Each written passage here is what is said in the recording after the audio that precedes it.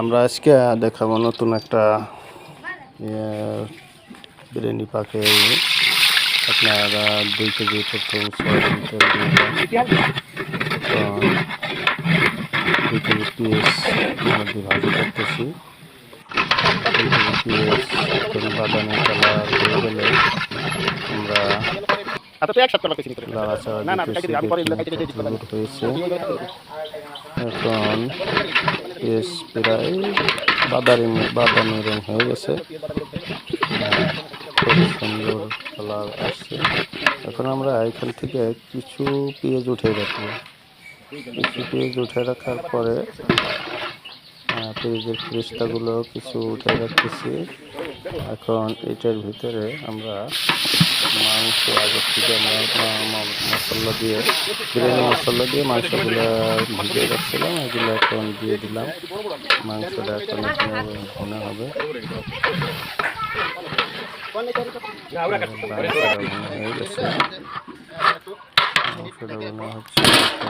একটু ঢেকে দিলাম, কিছুক্ষণ ঢেকে দেওয়ার পরে একটু আবার একটু লাড়াচাড়া দিতেছি, দেখি কত দূর আসছে। মাংসটা তেল ছেড়ে দিচ্ছে, তো গরু গোস্ত তো সিদ্ধ হতে সময় বেশি লাগতেছে। তো আমরা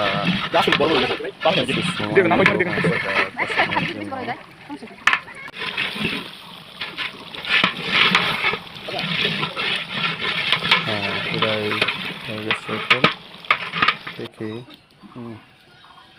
একটু আবার একটু ঢেকে দিলাম, কিছু পানি দিয়ে ঢেকে দিচ্ছি যাতে ভালো করে মাংসটা সিদ্ধ হয়। এখন মাংসটা এখন সিদ্ধ হয়ে গেছে।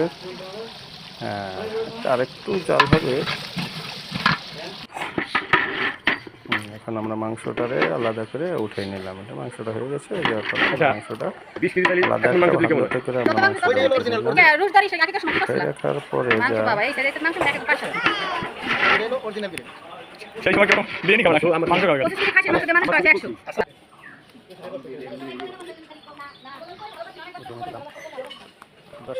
আমরা মাঝখান দিয়ে তো আমরা পোলাওর চাল দিছিলাম, ওটা আপনাদের দেখাইতে পারিনি। এখন